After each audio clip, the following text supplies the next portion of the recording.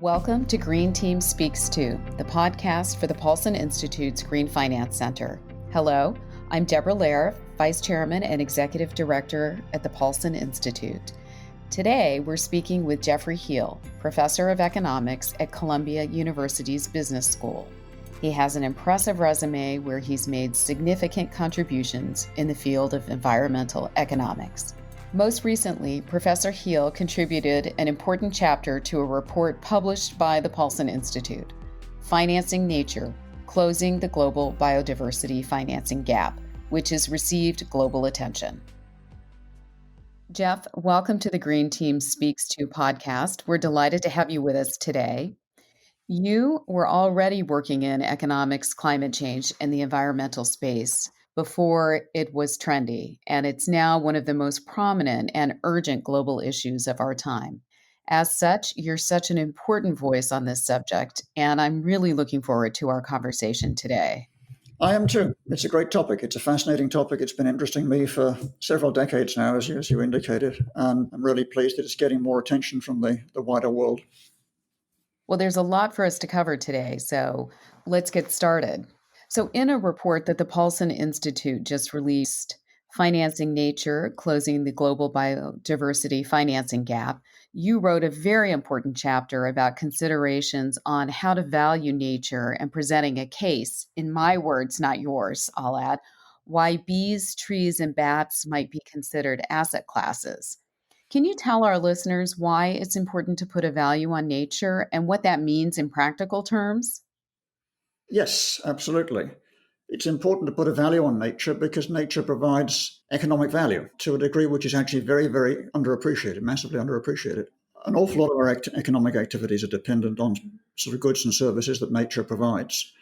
So the examples that you alluded to in that nice alliteration you just used is that, for example, much of our food comes from plants that require pollination, and insects and some birds, bats, are important in pollinating food.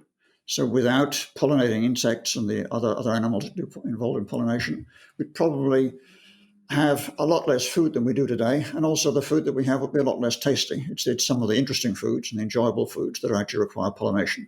Stuff that doesn't require pollination tends to be the big grains, wheat, corn, things of that sort. Rice doesn't require pollination either. So the big sort of staple foods, the grains, don't require pollinations, but fruit and vegetables, for example, all require pollination. Without insects, we wouldn't have those fruits and vegetables that we have today. And the value of that is enormous.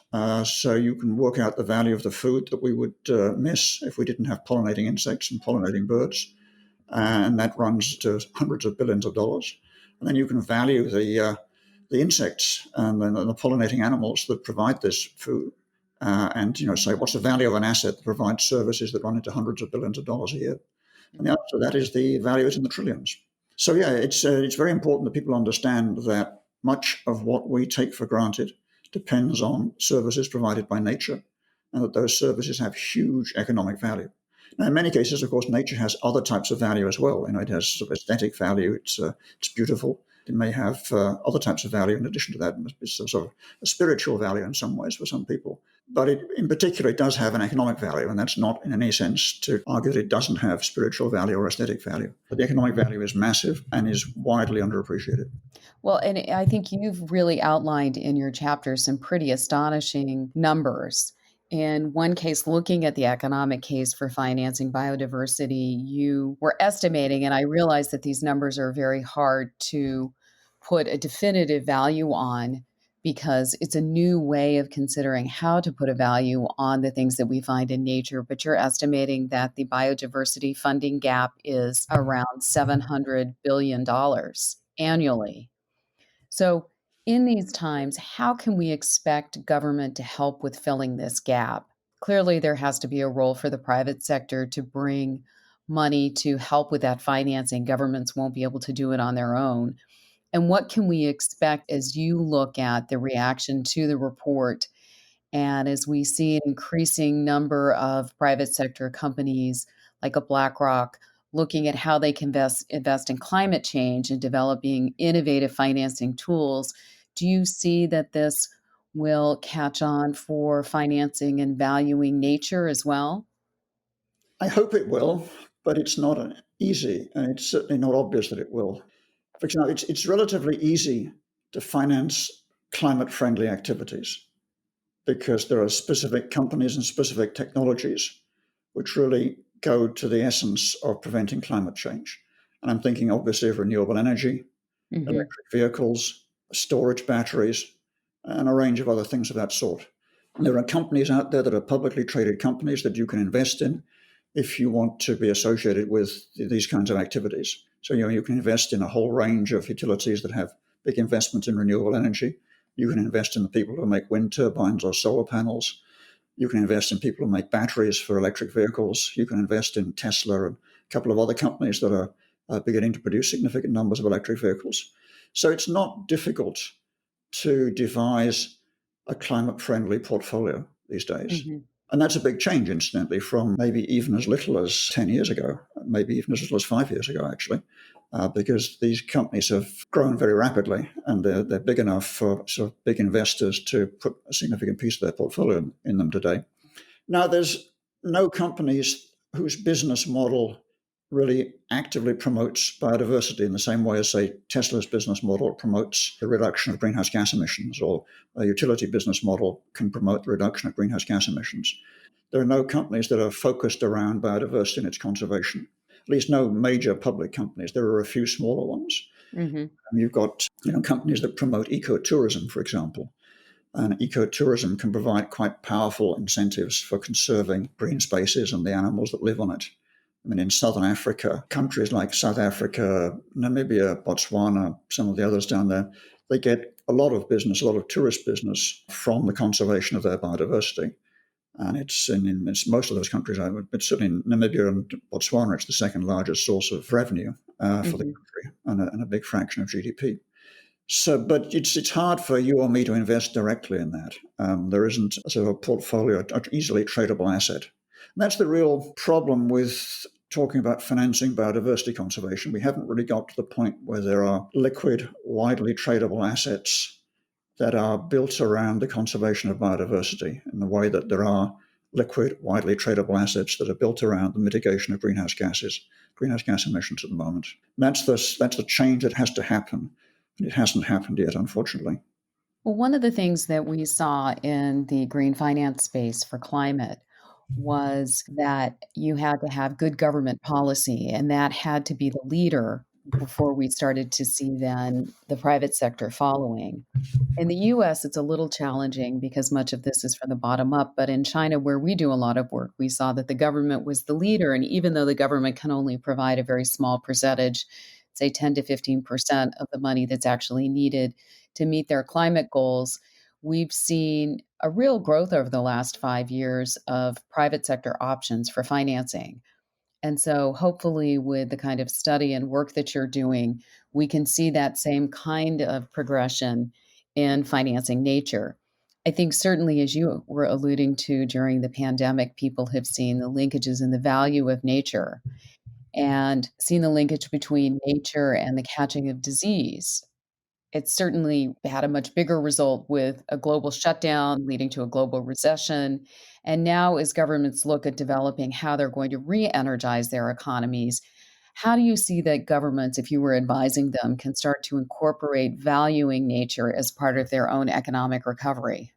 Well, a big part of conserving biodiversity actually is preventing climate change. I mean, there are two big drivers of biodiversity loss. One, obviously, is habitat destruction, and that's driven by the need to build more houses, more factories, the need to grow more food and clear land for growing food, and so on. So habitat destruction is one, but another one obviously is climate change. A lot of species are threatened with extinction because of climate change. So a policy that really firmly addresses climate change would be a significant contribution to addressing biodiversity conservation as well. And through that, there's certainly plenty of measures that a government could take to reopen the economy after the depression that we're in at the moment. I mean, widely discussed both in this country and in Europe is a Green New Deal of some sort. Hmm. Doesn't have to be exactly what IOC is proposing, but some form of extensive investment in renewable energy, in electric vehicles, in the infrastructure that's required for electric vehicles and electric transportation, maybe the development of a hydrogen economy. Hydrogen is in many ways an attractive fuel, and it's a clean fuel. And hydrogen has the potential to fuel things like heavy trucks and aircraft, not just cars. So we'd easily invest hundreds of billions of dollars in that type of infrastructure, and it would generate a lot of jobs, potentially good, skilled jobs. You could also directly invest in conservation. I think that that's actually undervalued as an activity, and they can provide a lot of interesting jobs in sort of extending national parks, conserving national parks, improving national parks, both in this country and in other countries. And we could do the same with marine protected areas, for example. Extend marine protected areas, police them better, manage them better. Those things all contribute to conservation, and they all create jobs immediately. Yeah, and I think you've highlighted a really important point as well that governments, one of the most important steps that they can take is both stopping to subsidize bad industries, polluting industries, or ones that are destroying Yeah. nature. Yeah, absolutely. The US, there are very significant subsidies to the fossil fuel industry. I mean, there's a calculation which I did, which is based on some numbers Mm. produced by the IMF, the International Monetary Fund, which suggests that every household in the US subsidizes the fossil fuel industry to the extent of somewhere between $6,000 and $8,000 a year, which is a truly stunning number. Basically, through tax giveaways. There's a whole lot of features in the tax code which have been built in slowly over, really, I guess, over the last century, which are extremely favorable to the fossil fuel industry. And these amount, of course, to subsidies because they're getting out of paying tax. And the value of these is just huge. And people do occasionally talk about the subsidies that are being given to the renewable energy industry, but they're actually peanuts by comparison with the extent of the subsidies we're seeing to fossil fuels in the US. And in many other countries too, incidentally. Fossil fuels are very, very heavily subsidized all around the world. One of the other interesting points that you made was about the role of nature also. If we could, for example, protect the wetlands, the cost of protecting the wetlands is significantly less expensive than if we allowed them to be destroyed and had to build a similar man-made facility to do the same job. And pointed out an example in New York where this was the case. Yeah, wetlands are very valuable in a lot of ways. They clean water, they sort of absorb water in the event of floods. So, one of the reasons we have an awful lot of floods at various points, for example, in the valley of the Mississippi River, is that it used to be full of wetlands, and wetlands are like sponges, they're porous. So, they absorb an awful lot of water and stop it flowing around. A lot of those wetlands were drained. They used to be described as swamps rather than wetlands, and the word swamp has pejorative associations. Swamp is something you don't want, the swamps of Washington and so on. And so the Army Corps of Engineers drained most of the wetlands in the Mississippi Valley. And because of that, it's now very prone to flooding. And we've had lots of houses built on the floodplains. And every few years, there's massive disasters there because houses are flooded and people are threatened and maybe even killed.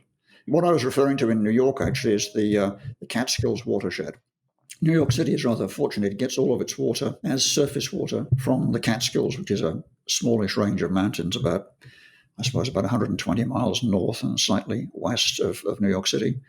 And it's a big catchment area. It rains quite a lot there. The slopes there assemble the rain, and the rainwater is collected up in a big reservoir and then comes down through by pipelines to New York City. And virtually all the drinking water in New York City comes from the Catskills.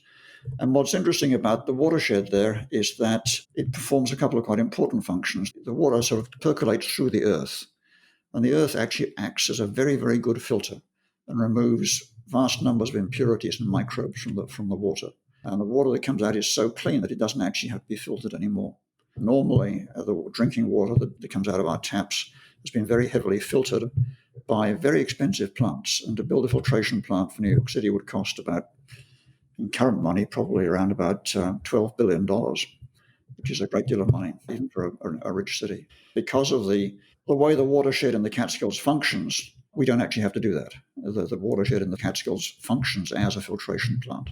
So you could actually put a value on it there, right there and then. It's sort of somewhere in the order of $12 billion because it's performing the same service as a $10 to $12 billion built plant would provide. Well, and if you can be innovative then about how you finance protection of wetlands, you could see a whole group of assets, as we talked about in the first question, coming up around those. We talk at the Paulson Institute about it creating something called a mangrove bond that would focus on exactly that, how you capture private financing to go into things like protecting wetlands. We've seen some of this. Bank of America has done a reforestation bond, and the World Bank has really been on the cutting edge and looking creatively about doing bond issuances, including even a pandemic bond.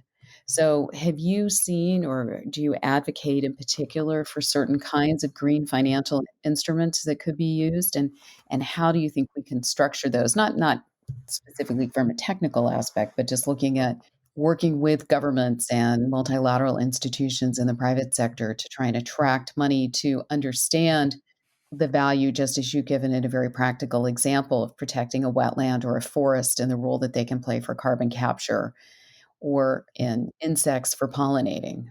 Yeah. So New York, in the case of the New York watershed, which provides so much value to the city, there was the functioning of the watershed was actually threatened back in the late 1990s by development and by more intensive farming. So the city actually raised what it called a watershed bond.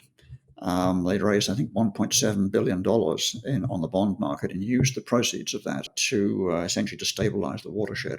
They invested it in building new sewage systems in all the communities around the Catskills and in improving the way water flows and so on up there in a variety of ways.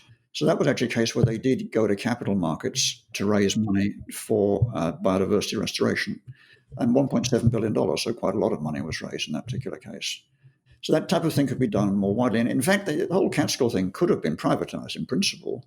Mhm. You can imagine a kind of a Catskills Watershed Management Corporation managing the watershed up there, raising money through bond issues or through equity sales, and then getting a return on that by selling the water to New York City. We have to pay for the water here, obviously. So, I mean, the water has an economic value. And Mhm. so that investment, could conceivably have been done by a private corporation. I'm not saying that. I mean, as it is, it worked out just fine, and there were New York City's some very credit-worthy organizations that was easily able to raise the money. But in other cases, it might be easier for a private corporation to raise the money than for a local city government to raise the money. So yeah, I mean, I think you can begin to see situations where conservation gives rise to a string of payments, and those payments can be the dividend on equity investment or the interest on bond investments. So we could use private capital markets for funding conservation. It's a relatively rare; it doesn't happen all that often, but it's certainly conceivable, and we're seeing increasing number of examples of this. You mentioned forests. Forest conservation is an area I've actually been quite actively involved in. Under the 2015 Paris Agreement, the United Nations Framework Convention on Climate Change agreed to put in place a system called REDD Plus, where REDD, REDD, stands for reducing emissions from forest degradation and deforestation. The idea was to provide a financial incentive to countries with big tropical rainforests to conserve those rainforests. And the point being, obviously, that forests absorb a great deal of carbon dioxide from the atmosphere. So they're a very important part of the carbon cycle. When you cut them down, a lot of the CO2 is released into the atmosphere. And so conserving forests is an important part of tackling the climate problem. So the idea behind this was to provide countries with a financial incentive to conserve forests. Now, that system is now in place, and countries which can demonstrate that they're successfully conserving their forests can actually get carbon credits for this, which in principle are saleable. And one of the things we'd like to see is people buying these. At the moment, it's quite hard for these countries to sell them, so they don't have a lot of value, but we'd like to be able to create more of a market in these carbon credits. And I'm hoping that will develop in the next few years. I mean, they could, in principle, be sold to companies that want to be able to say that they're reducing their carbon footprint. So, companies, a variety of big US companies have said they want to reduce their carbon footprint. Mhm. Microsoft, Amazon, basically all of the big tech companies have said within the last year or so that they really want to reduce their carbon footprint massively. One way for them to do that would be to buy these carbon offsets that are being created by forest conservation in the tropical regions. And of course, conservation of tropical forests is a key step in conserving biodiversity. And the direct motivation for financing these things is climate change and the desire to prevent the emission of CO2. But if you can conserve tropical forests, it's a major step on the route to conserving biodiversity.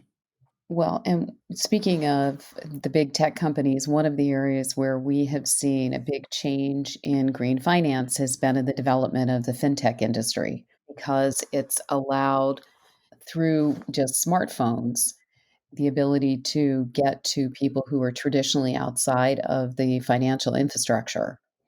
And so they don't have to have a bank account to be able to reach them, and it's allowed the development of all kinds of innovative tools. And we're starting to see that in sustainability and green development, where you can use fintech as a way, for example, to give special loan preferences to companies who can show that they meet certain standards for being a sustainable company.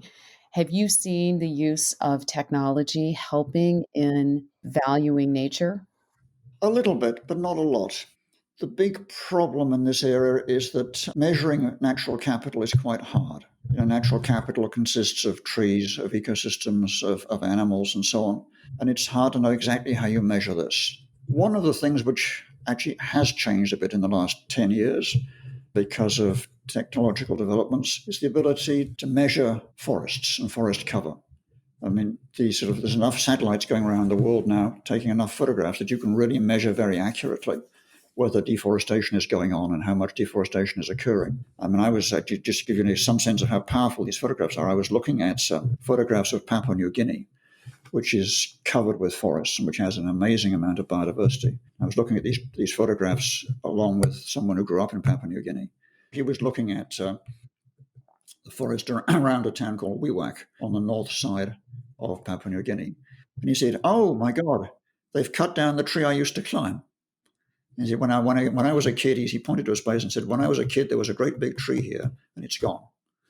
So you could actually, from these satellite photographs, you could identify individual trees and see that a particular tree, which this gentleman remembered very well from his childhood, had actually been cut down. So you can effectively count the trees in a forest from these high resolution satellite images now, which means that you don't have to go there in order to monitor whether the forest has been cut down or not. So if you want to implement, for example, a system of financial incentives for conserving forests, then you don't actually have to have people on the ground checking whether the forest is there. You can just look at satellite data, and computers can be trained, obviously, to look at the satellite data and count the number of trees and check whether there's been any deforestation or not. So that's certainly an important step in being able to securitize the value of forests. But there was a big breakthrough in securitization a number of years back for conventional markets. So, for example, a long time back, you couldn't trade mortgage-backed securities. Mortgages weren't tradable. When a bank issued a mortgage, it stayed on its balance sheet for the duration of the mortgage. And at some point, somebody thought of pooling mortgages and then making mortgage-backed securities where you essentially traded the mortgage, and owning a share of the mortgage entitled you to a share of the payments that came into the mortgage pool. And so suddenly mortgages, from being illiquid assets that just sat on a bank's balance sheet, became tradable. That was a very smart move on somebody's part. I don't know who thought of securitizing mortgages, but it was a very smart move. We haven't yet had the equivalent move, unfortunately, in the field of biodiversity or natural capital. We haven't had a breakthrough in which somebody has seen how to securitize this, how to pool this, how to make it into a tradable asset. So technology has helped in measuring the underlying assets, but it hasn't helped yet in making these assets into a format where they can be traded easily. Well, something to hope for looking ahead, certainly as we look towards China's hosting of the UN Biodiversity Conference next year, as we get governments together to at least create the political will, something again that we saw in green finance when China hosted the G20. They created a green finance study group, which started to put together the regulatory structure for the G20 to look at green finance. And it was after that we really started to see movement in that area. Hopefully, we can see something similar coming out of the CBD COP next year. Do you have high expectations for that meeting, or how do you see its role in this? Um, I rarely have terribly high expectations of big international meetings, I regret to say. I have to agree with you on that. Because the number of, I've been heavily involved in the whole climate change area, and I've been involved in an awful lot of these meetings, and generally they're disappointing. Just every now and then, one is a big success. I think the Paris meeting was a great success, and I hope that the next meeting, which will be in, I guess, Glasgow in the UK, Scotland, will be a big success too. I very much hope so. What I think a meeting like this can do, and I very much hope that the one in China does do, is to raise awareness of the importance of nature and make people understand that our living standards depend on nature, our affluence depends on nature. People think of nature as something which is kind of cute and beautiful, but not terribly important in a fundamental sense. They don't understand that their lives depend on it. And I think that the role that nature plays in facilitating our lifestyle, the essential role that nature plays in facilitating our entire lifestyles, is something which really needs to be emphasized and brought home to the person in the street.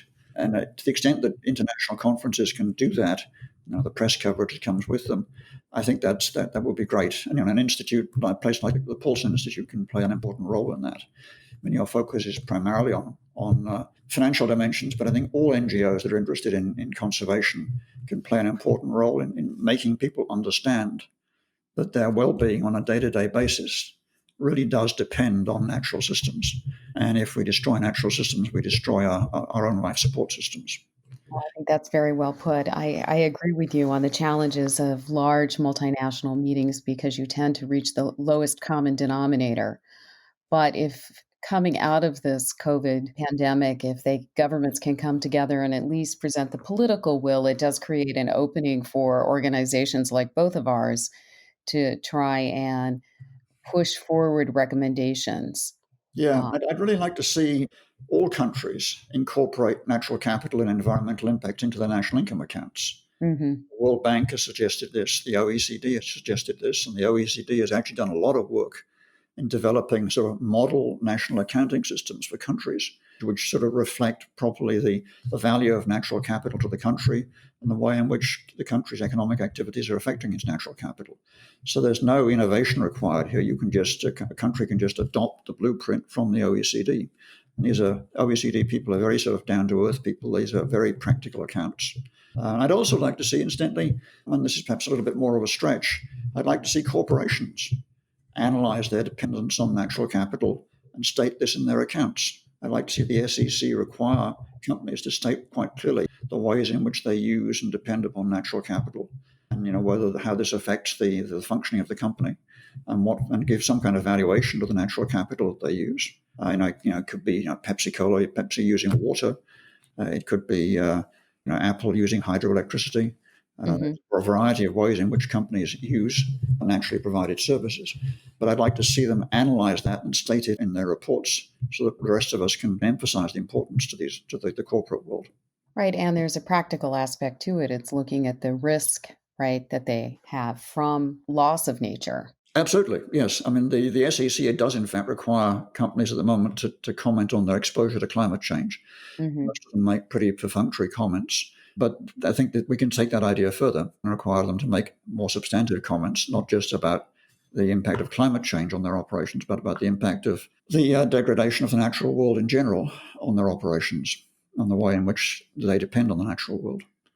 Yes. And it seems like this would be a topic too to be taken up at the G20, Yeah, uh, absolutely. Yeah. in the Yeah. context of bringing these political leaders together and if looking at it as a financial issue, putting it in one of the study groups to Yes. look at. And that's something which the conference in China can certainly suggest. And maybe probably the conference in China will have Xi Jinping's ear. So maybe they can lobby him to raise that at a G20 meeting. Mhm. And with Chinese backing, it should be taken quite seriously. And if Biden is in the White House by then, I think that the Biden administration would be quite sympathetic.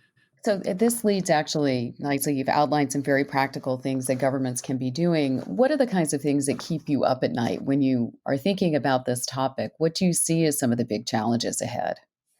Well, what keeps me up at night is just thinking about rampant deforestation in Southeast Asia. Mhm. It's such a tragedy, such a tragedy. I mean, the forests there have huge value in a whole range of ways. They're sort of the support systems for a whole range of wonderful animals. They sequester vast amounts of carbon. They're probably very important from a bioprospecting perspective. There's probably an awful lot of important drugs that we could discover by looking at the entities that live in those forests. Yet they're being slashed and burned in a almost medieval way, and the animals in them are being killed. It's just terrible. And so that keeps me up at night, I'm afraid. What could we do about that? Well, the real way to deal with that is to provide financial incentives for forest conservation. I mean, I think the fundamental issue is that in many developing countries, the central government, wherever it is, doesn't have much control over what's happening in the forests. So the Mhm. Indonesian government, for example, has often said that they would like to stop deforestation. But if you have any experience of Indonesia, you'll know that in some of the more outlying regions of the Indonesian archipelago, the government has very little control. And so the local governors and the local, who are often army officers, just make deals with logging companies and allow them to log the forest, or make deals with plantation companies and allow them to cut the forest and grow and put in typically palm oil plantations. So and they can make a lot of money out of that. And the government often doesn't even know what's going on. And if it does know what's going on, it has very little in the way of levers that it can pull to prevent it. If we could actually pay people for conserving forests, it would just change that balance. It would mean that the people on the ground would actually stand to gain more by conserving the forest than by cutting it down. And they don't actually make an awful lot of money by cutting it down. If you look at the amount of money that people in Indonesia make from allowing logging companies to cut the forests down and then allowing people like Unilever and so on to grow palm oil there, it's actually pitiful. They make very little money out of this. It would not require a lot of money on our part to sort of make a better offer to them and say, okay, we'll pay you more just to keep your forests intact. And that's really essentially what the RED system is doing, which I talked about earlier. It's providing people with financial incentives to keep forests intact. And you can essentially reduce the emission of CO2 at a cost of something like $5 or $10 a ton of CO2 by doing that. But any other way of reducing CO2 costs tens to hundreds of dollars a ton. So it's a very, very inexpensive way of conserving. And it wouldn't cost the rich countries very much at all to just pay countries to keep their forests intact, keep the carbon conserved in them, and keep the biodiversity there intact. Well, this really has been a very fascinating and eye-opening discussion. As we bring it to a close and you think about what our listeners could be doing, is there a recommendation that you have for them about what they can be doing to help and how they can be living a green and sustainable lifestyle that helps to protect nature? Yeah, absolutely. There's lots of things you can do. And I just said that one of the things that keeps me awake at night is just the thought of the deforestation in Southeast Asia. And I've seen terrible pictures of orangutans being killed because they live in the forests that are being cleared. One of the things that you can do is stop buying products that contain palm oil, because most of this clearing is done to produce palm oil. And palm oil is very, very widely used in manufactured foods. So look at foods, see what's on the label, and if it says there's palm oil in it, don't buy it. The other thing, more generally, I think a vegan diet or a vegetarian diet can make a big contribution. And a lot of land is cleared for cattle ranching. A lot of forests in Central America and Southern America, and some in Asia, though less in Asia, these are lands that are cleared in order to make room for cattle. So a beef-based diet is extremely damaging to the environment. Not only is a lot of land cleared, but a huge amount of water is used in keeping the cattle going. And then, of course, there's all the feed that they eat. You have to clear more land in order to grow the feed that the cattle require. So a vegetarian diet can make a big contribution towards environmental conservation. And then anything that stops climate change. You can, in most parts of the US, you can insist that your utility provides you with clean power, a power that comes from wind or hydro or solar sources. Here in New York, I can contact Con Ed, the local utility, and tell them that I want clean power, and they're obliged to provide that. It may cost a fraction more, but only maybe a cent a kilowatt hour I'm paying. I think the standard charge here is 20 cents a kilowatt hour for ordinary power, and clean power is maybe 1 or 2 cents more. So it really doesn't cost a great deal more. Drive an electric car. That reduces your impact on climate change a great deal. If all of us drove electric cars rather than cars with internal combustion engines, we'd make the planet a much better place. But roughly, here in the US, something like 30% of all emissions, greenhouse gas emissions, come from internal combustion engine vehicles. And not only just greenhouse gases, but also an awful lot of other pollutants which damage people's health come from internal combustion engines. So there's a sort of a side benefit there of cleaning up cities as well. Use trains rather than planes. Trains have much less impact on the climate than planes do. So if you're traveling 200, 300, 400 miles, take a train, not a plane. I know I can continue in that vein for a while, but there's a whole range of things like this that people can do. And of course, vote. Vote for the right people. Vote for people who are worried about the environment and promise to do something about these problems. And join NGOs and help the NGOs to lobby for their goals. Great. Well, Professor Heal, it's been terrific talking with you today. You have really given us a lot to think about, ranging from how we can be better citizens and protecting the environment to thinking through how the financial sector can use market mechanisms to better protect and value nature. Thank you so much for joining us today. My pleasure. My pleasure. Thanks for putting this in place. Thank you for joining us on Green Team Speaks To. To listen to more episodes and learn more about the Paulson Institute's work in green finance, please visit us at paulsoninstitute.org. See you next time.